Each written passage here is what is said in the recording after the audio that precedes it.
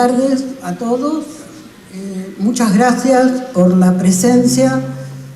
Yo lo que quiero aquí en este momento es que junto con el Instituto Belgraniano, el legado que nos dejó el don Alfredo Múlgura fue el Instituto Belgraniano, en donde tenemos aquí a uno de los representantes, el doctor Daniel Finocchieto, que fue a través de él en las charlas con don Alfredo Múlgura que lograron formar este grupo de amigos belgranianos y belgranenses. Además, don Alfredo Múlgura, como decía en el video, nos dejó un legado que son sus libros, pero también nos dejó un museo. El primero fue de los recuerdos y ahora el Museo Histórico Municipal que lleva su nombre, don Alfredo Enrique Múlgura.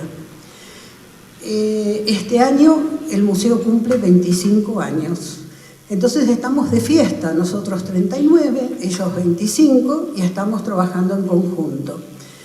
Pero a su vez quería comentarle a todos que nosotros formamos el grupo de amigos del museo y queremos además que todos los que quieran tienen las puertas abiertas para unirse a este grupo de amigos. Quedan invitados de aprovechar este 25 años a formar un grupo fuerte para poder trabajar con el museo que tanto está haciendo para nuestra educación, porque muchos de los chicos están yendo, pero a su vez un museo que salió de la ciudad, que fue a los parajes, que está yendo a los barrios, y eso es invalorable. Entonces los invito a formar parte también del grupo de amigos del museo. Desde ya, felicitaciones, muchas gracias al señor Lucas Aguirre, que es el encargado del museo, María, que trabaja tanto, María Matos, y tenemos también a Diego Cora, que son los que están colaborando con nosotros, y además son los que nos cuidan nuestra sala de Manuel Belgrano. Muchas gracias, Marina, muy buenas tardes a todos. Es un placer y un gran honor para mí estar acompañándolos desde la locución esta tarde, mejor dicho, un día muy especial para todos nosotros, no solo por la inauguración de ese hermoso busto que ahora más va a presidir y va a bienvenir a todos los que vengan a visitar General Belgrano, y para todos los que vuelven también se sientan de nuevo en casa con esa presencia tan importante allí en una de las entradas del pueblo. Cosas importantes también sucedieron en este tiempo. Algo que nos involucra a todos los belgranenses y que nos da un lugar de importancia también, que nos acerca y que nos da un privilegio de mantener un lazo con una ciudad que a partir de ahora es hermana. El hermanamiento de ciudades es un concepto por lo cual los pueblos o ciudades de distintas zonas geográficas y políticas se emparejan para fomentar el contacto humano y los enlaces culturales. Normalmente, aunque no siempre, las ciudades hermanadas suelen tener características parecidas o hechos históricos en común que las identifican. Y permítanme decir, es en esta ciudad, nuestra ciudad hermana, donde comienza de cierta manera la historia de nuestro nombre. En Oneglia, provincia de Imperia, Italia, nació don Domenico Belgrano y Pieri en el año 1731, quien fuera el padre de Manuel José Joaquín del Corazón de Jesús Belgrano, prócer creador de nuestro emblema nacional, considerado padre fundador de la patria por muchos argentinos. Allí fue creado hace más de 36 años el Círculo Manuel Belgrano de Costa de Oneglia, filial del Instituto Nacional Belgraniano, dependiente del Ministerio de Cultura de la Nación, Presidencia de la Nación, y celebra anualmente el primer fin de semana de cada mes de julio la Fiesta de la Bandera Argentina. Evento muy importante y al cual acuden autoridades italianas municipales, provinciales, regionales, el cónsul argentino en Milán, entidades privadas y asociaciones culturales, artistas con gran público en general. Con el fin de estrechar lazos de amistad muy especialmente entre Imperia, Italia, y General Belgrano, Buenos Aires, Argentina, por ser Imperia la tierra de origen de la familia paterna del general Manuel Belgrano, es que recibimos con beneplácito la respuesta dada a nuestra misiva sobre establecer los vínculos de hermandad entre ambos municipios.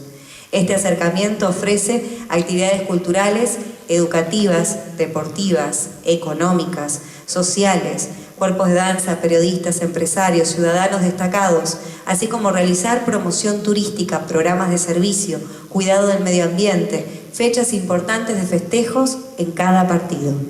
Queremos destacar que hay un doble motivo de acercamiento de vínculos, ya que dentro de nuestro partido se encuentra la localidad y estación del ferrocarril llamada Chas, y que fuera fundada por la familia de la hermana de nuestro prócer, Juana Belgrano de Chas, hijos de Domenico Belgrano Peri, y aún en estas tierras viven algunos descendientes. La intención es profundizar el entendimiento que un país tiene del otro, y por ende el conocimiento entre las naciones y los integrantes de sus comunidades, haciendo buenos amigos. Por ello establecimos una comisión conformada por presidente honorario, intendente municipal, profesor Osvaldo Mario Di Napoli; presidente ejecutivo, presidente de Instituto Belgraniano, profesora Marina Alejandra Marinkovic; coordinador general, secretario de Cultura, Deportes y Educación, señor Rodrigo Berté; secretario, señorita Lucrecia Plá; secretario de Actas, señora Graciela Armesto; comisión, señorita Silvina Antonelli, Eduardo Rolandelli, Lucas Aguirre y Carlos Vallejo. Sono molto contento e onorato di poter portarvi i saluti della Regione Liguria del Presidente Giovanni Toti. Un saluto particolare al Sindaco di Napoli, alla signora Marina Alessandra, che mi ha contattato per portare questo saluto della Regione Liguria. Liguria che è molto legata agli amici argentini. Da questa terra molti liguri sono partiti con le navi per venire a cercare fortuna nel vostro splendido territorio.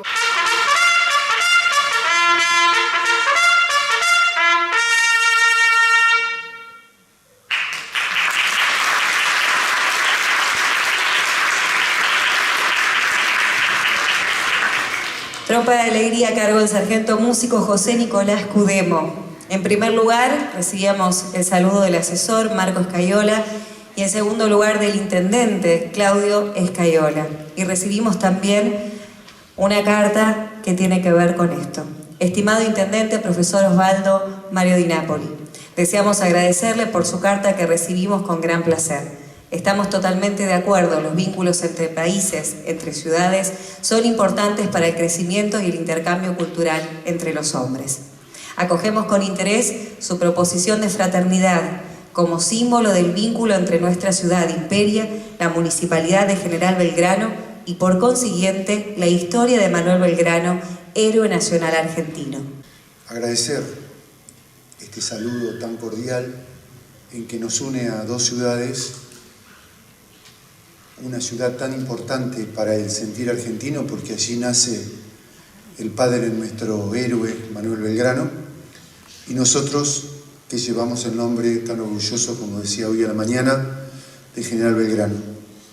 Bueno, esto nos compromete a todos los belgranenses, a los que hoy estamos en esta función de dirigir la gestión, y al Instituto Belgraniano, que tiene por supuesto de aquí en más, como viene haciéndolo, una herencia que va a dejar, que siga este contacto, este nexo que tenemos a partir de estas misivas que hemos llevado adelante, para seguir el contacto y para tener el acercamiento necesario con esta ciudad italiana. Y esto, por supuesto, engrandece aún más al Instituto Belgraniano, que fue el intermediario de esto, porque fue Marina y toda la gente que la acompaña en llevar adelante la historia viva del General Belgrano, que no olvidemos lo que fue su historia, para que podamos seguir adelante y seguir avanzando en este contacto. Yo sé que Marina, que muchos años hemos compartido algo muy importante que es la educación, y bastante, y realmente estábamos compartiendo algo que Belgrano defendió tanto, la educación. Entonces, Sé que esto se va a concretar porque el impulso que tiene Marina y que pone a todo momento en las cosas, y sé que acompañado por los demás integrantes, acompañado por el Instituto Nacional Belgraniano, se va a concretar todo lo que vas a estar pensando. Así que bueno, muchas gracias por acompañarnos a todas las autoridades tan importantes que hoy están aquí en General Belgrano y, por supuesto, a los alumnos, depositarios justamente de esta educación y de estos legados que en el futuro serán algunos de ustedes por allí los que van a transitar y los que lo van a llevar adelante. Muchas gracias.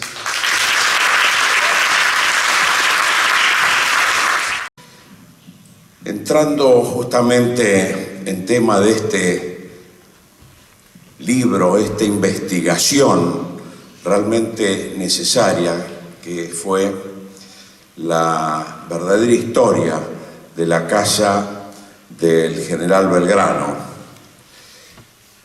Yo lo quiero presentar a mi amigo Roberto Colimodio, historiador, que coincide que hace 10 años nos conocimos y aquí en General Belgrano. 8 años, el 14, correcto, en el 2014. Habíamos tenido alguna charla telefónica, pero aquí nos conocimos justamente cara a cara en el encuentro que hubo de instituciones belgranianas, y de ahí hemos concurrido a muchísimos eventos, y uno de ellos se da en el año 2020, que había que festejar justamente los 200 años de la muerte del general Belgrano, o sea, homenajearla, y también conmemorar los 250 años del nacimiento, y nos tocó la pandemia. Entonces un día Roberto tuvo la feliz idea de hacer un evento vía Zoom, domingo 9 de la noche. Y tuvo tanto éxito que lo hicimos durante 15 semanas, los domingos a la noche, donde se exponía un tema, unos 40 minutos, y después nos quedábamos hablando y debatiendo, pero ese debate y esas conversaciones con el público duraban horas, estábamos 2-3 horas los domingos a la noche, o sea que fue muy llevadero, y hasta el día de hoy nos preguntan cuándo vuelven muchísima gente. Y ahí fue cuando yo tenía un cuadro que era la casa de Belgrano, entre comillas, que me lo habían regalado en ese mes de junio, más precisamente el día 3 de junio, me lo regaló una artista plástica, una acuarela muy linda, y ahí la ve justamente el arquitecto Madoni, se comunica con Roberto, que se conocían, yo no lo conocía, Alejandro, y dice: vos sabés que esa casa no dan las medidas, no del frente, esa es la casa que está al lado, o que estuvo al lado, mejor dicho. Bueno, me consultaron a mí: ¿te parece? Hay que hacer una investigación. Por supuesto, la verdad ante todo, esa es la historia. La historia son los documentos. Digo, acá hay que probar dos cosas. Primero, que el terreno donde se lo tiene como sitio histórico sea, y segundo, probar que la casa que está pintada acá no es. Bueno, en plena pandemia, estos dos gigantes de la investigación, y yo agradecido como presidente del Instituto Nacional Belgraniano, que pudieron ellos llegar gracias a la investigación, que costó mucho trabajo porque era plena pandemia. Por suerte había ya varias cosas digitalizadas y pudieron avanzar. O sea, es una investigación hasta que salió el libro de prácticamente 2 años, pero realmente muy, muy rica, donde se llega a la verdad histórica y donde se rompen algunos mitos que, por supuesto, no me voy a adelantar porque es parte de la investigación y se merecen ellos explicarlo. Pero quiero decirles, y como lo he dicho en más de una oportunidad, yo agradezco a ellos esta investigación, más que presentarlos, es mi agradecimiento por llegar a una verdad histórica después de muchísimos años donde se creía que la casa era otra. Así que los voy a dejar a Alejandro, a Roberto, de que hagan su presentación del libro, que realmente es una investigación que hacía falta. Así que nuevamente, Alejandro, Roberto, mis felicitaciones por esta gran investigación y sobre todo que también se pudo llevar al papel y que está el libro ya circulando para que todos puedan descubrir la verdad de la historia.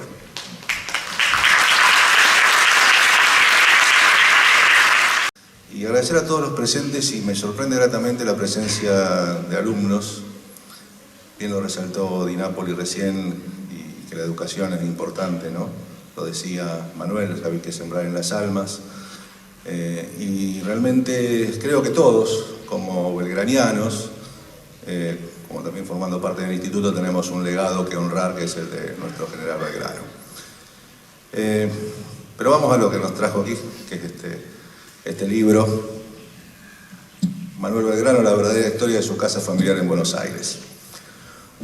Pregunta recurrente: ¿cómo se les ocurrió escribir un libro sobre una casa? Desde Antonio Laje a Carlos Vallejo me preguntaron lo mismo hasta ayer. Y realmente la idea no teníamos pensado escribir un libro.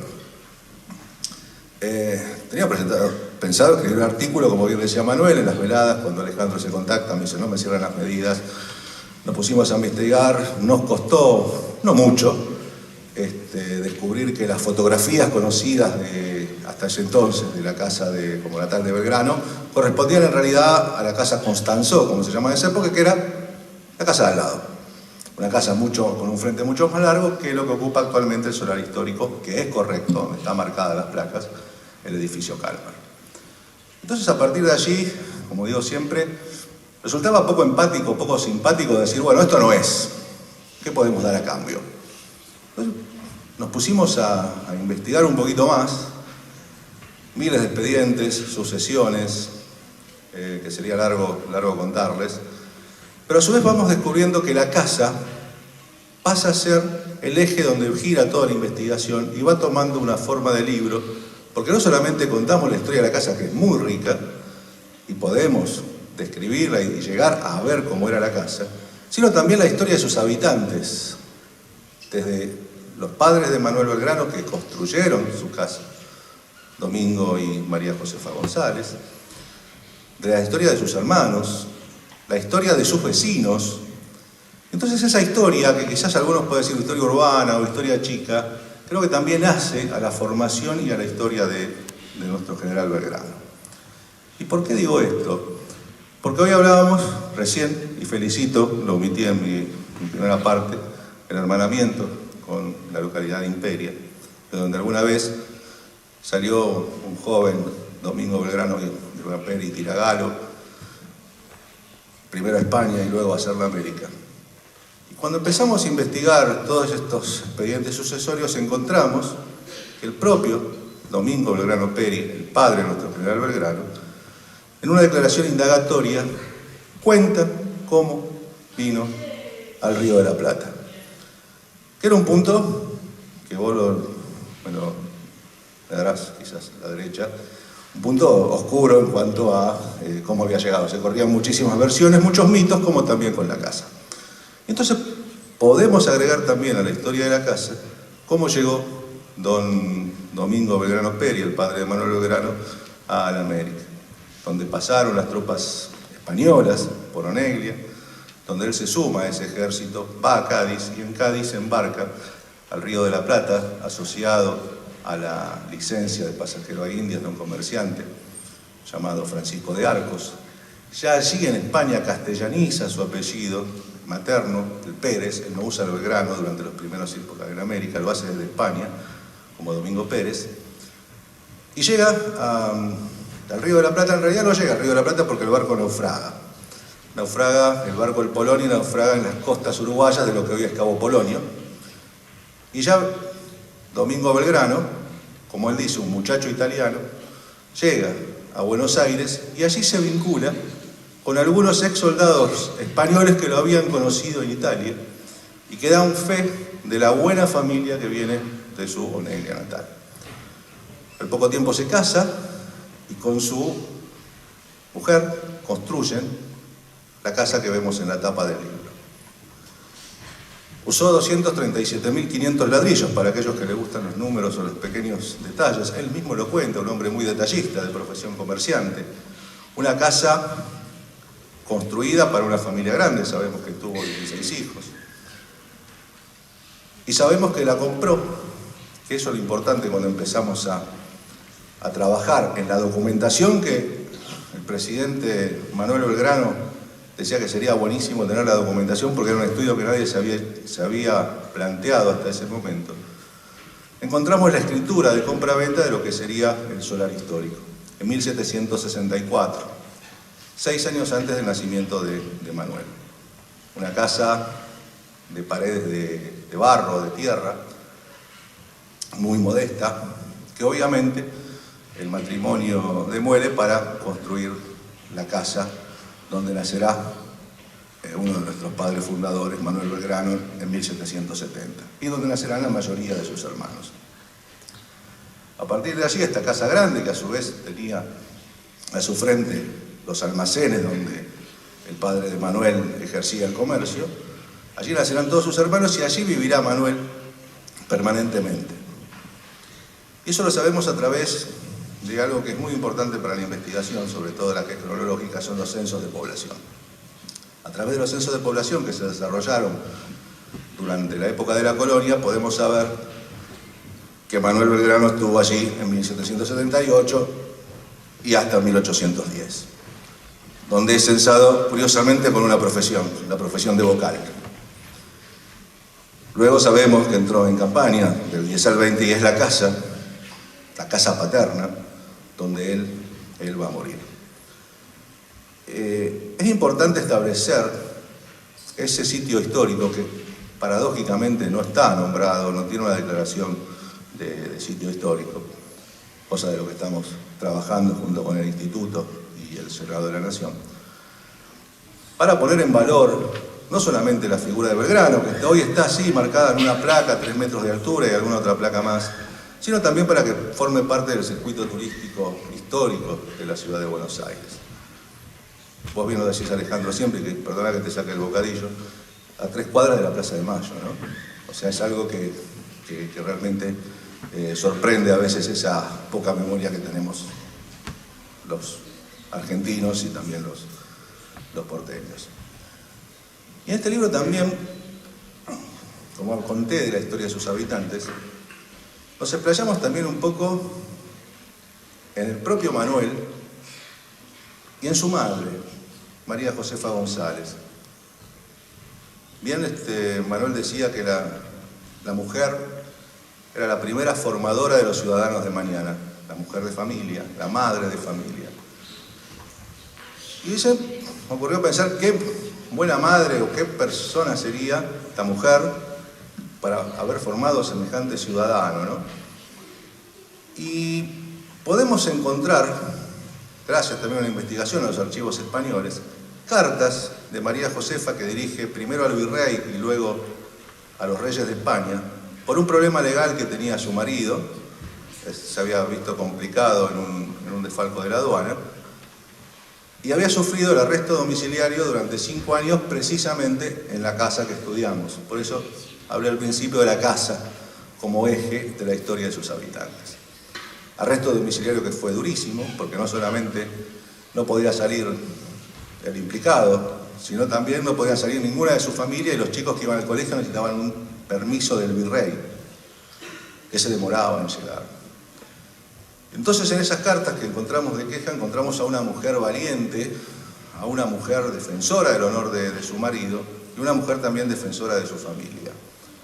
Mientras tanto, Manuel Belgrano estaba estudiando en España. Esta situación lo sorprende a él estudiando en Madrid. Y allí en ese momento empieza a practicar las leyes que estaba estudiando en los pasillos de las Cortes españolas. Y gracias a las cartas que intercambiaba tanto con su madre como como su padre, podemos ver ahí cómo Manuel hace un quiebre en su proyecto de vida, proyecto de estudio, porque se desencanta de la justicia española por la situación en que estaba pasando su padre. Y eso queda reflejado en las cartas que le manda a su padre y a su madre. A propósito, cuando él decide no doctorarse, porque lo consideraba una patarata, ¿no? Algo superfluo, primero se lo cuenta a su madre y 6 meses después recién a su padre. Eso demuestra también el poder de esa sociedad matriarcal de la época, o por lo menos en la familia Belgrano. Antes de darle la palabra a Alejandro Madoni, quiero justamente volver a felicitarlos a ellos por la entrega que han tenido en esta investigación, pero sobre todo en una investigación que es multidisciplinaria, desde lo realmente historiográfico, la investigación, pero también la investigación de la arquitectura urbana, donde fue necesario justamente un historiador, un arquitecto, y eso demuestra que cuando se trabaja en conjunto, cuando se trabaja sin los intereses personales y ese desprendimiento individual de cada uno por en conjunto querer construir, se puede llegar a estas verdades, a esta gran investigación. Nos parece importante difundir este tema, más allá de que es un tema bastante complejo por lo larga que fue la investigación y la reconstrucción de esa casa. Uno se preguntará, los chicos en todo caso, ¿qué hace un arquitecto? El arquitecto tiene que construir casas hacia el futuro, tiene que crear casas y construirlas. Nosotros reconstruimos una casa que existió en algún momento y desapareció. Y un poco también yendo al caso de los chicos que están hoy presentes acá, uno se pregunta de qué manera le puede responder a un chico que pregunta dónde estaba la casa o cómo era la casa de Manuel Belgrano. Es una pregunta difícil, me imagino, para un docente, para un padre, porque ni siquiera los adultos sabíamos ni teníamos demasiado conocimiento de cómo pudo haber sido esa casa y algún indicio de dónde estaba. Sabemos que estaba en el barrio de Montserrat, muy cerca de la iglesia de Santo Domingo, en Buenos Aires, como decía Roberto, a 3 cuadras de la Plaza de Mayo, y que en algún momento desapareció. Y con esta investigación lo que pudimos responder, que fueron un par de preguntas básicas que nos hicimos al iniciar, que fue ¿cuándo desapareció esa casa y por qué? No encontramos explicación a esta cuestión de que haya desaparecido la casa de un prócer como Manuel Belgrano, uno de los padres de la patria, sabiendo además que teníamos, en el caso de San Martín, teníamos vestigios de la casa donde nació, la casa donde murió, en Boulogne-sur-Mer, tenemos una réplica de esa casa en Buenos Aires. En el caso de Belgrano no teníamos absolutamente ninguna idea de cómo era la casa, pero no digo nosotros en un ámbito a lo mejor que no tenga que ver con lo académico, con la investigación. En el ámbito universitario, en los ámbitos académicos, no se sabía cómo era la casa de Manuel Belgrano. No se habían hallado documentos, ni planos, ni dibujos, ni gráficos, ni grabados que nos dieran una idea de cómo era esa casa. Así que bueno, como decía Roberto, empezamos esa investigación y gracias al hallazgo de 3 tasaciones del año 1861, donde estaba descrita la casa, o sea, cuántas habitaciones tenía, cuánto medían esas habitaciones, cuántos patios, de qué material eran esos patios, cuánto medían las paredes. Fuimos traduciendo esa lista a la parte gráfica. Ahí es donde entra la tarea arquitectónica de poder interpretar esas medidas, esas dimensiones y darle una forma arquitectónica. Obviamente no podemos reconstruir la casa de Manuel Belgrano físicamente, no tenemos los ladrillos y los materiales para hacerlo.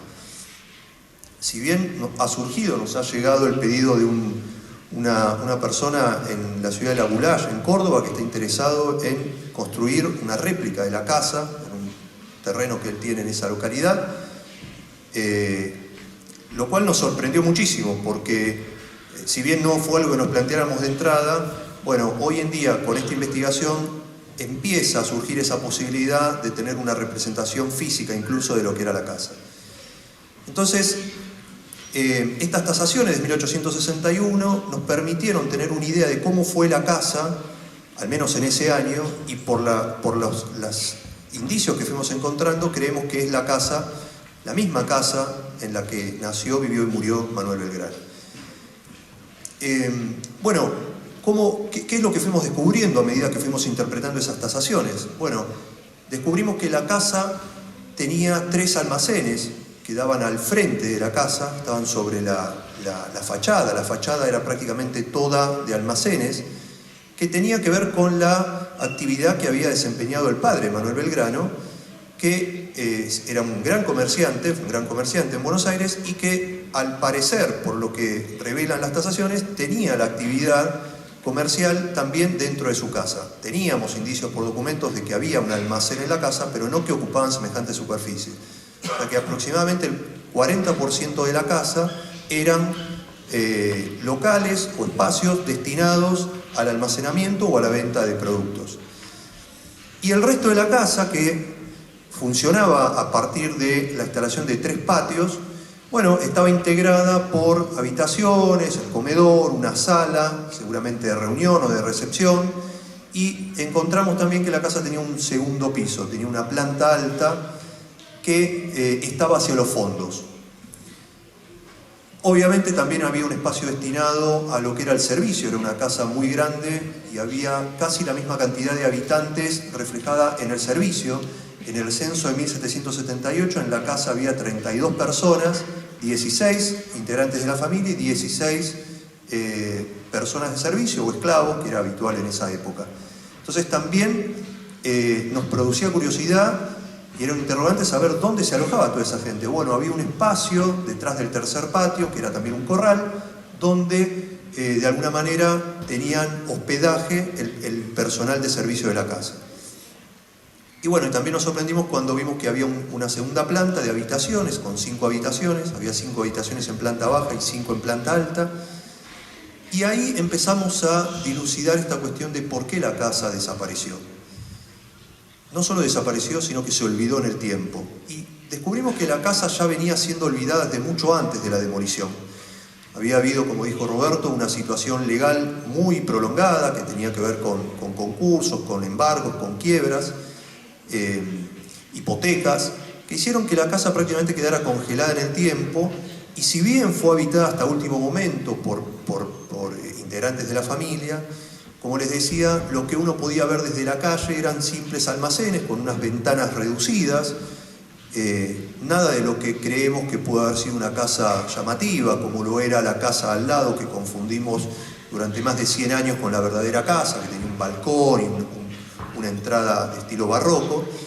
Bueno, en este caso era una casa muy sobria, muy austera, que era lo que uno veía desde el frente, a pesar de que, por ejemplo, el primer patio, que era el más importante de la casa, según las tasaciones, estaba cubierto íntegramente de mármol, que era un material bastante escaso en la ciudad en esa época. Así que eso también hay elementos que dan una noción de, la importancia que tuvo la familia que la habitó. Entonces ahí descubrimos que la casa quedó en el olvido, quedó perdida entre otras casas del barrio. Uno cuando pasaba por ahí veía esas ventanitas de los almacenes y lo que era la casa propiamente dicha estaba hacia los fondos. Entonces todo este tema legal, este tema arquitectónico, nos dieron la pauta de por qué la casa desapareció. Bueno, ese es todo un proceso que está descrito en el libro, hay muchos documentos, hubo que leer mucho, hubo que hacerlo todo en pandemia, con la dificultad y prácticamente la imposibilidad de acceder a archivos en forma presencial. Tuvimos la posibilidad de acceder a documentos del Archivo General de la Nación en forma remota, con un sistema que creó el archivo para que los investigadores pudieran acceder a esa documentación. Con eso también ahí fue donde pudimos encontrar las tasaciones. Y después tuvimos que hacer un trabajo muy profundo y arduo de reconstruir la numeración de esa casa. La numeración de las casas en la ciudad de Buenos Aires es un tema muy poco estudiado, muy poco difundido, y aprendimos prácticamente de cero cómo fue la historia de esa numeración, y pudimos establecer década por década cómo fueron cambiando esa numeración, porque con el crecimiento de la ciudad los números de las casas se fueron modificando.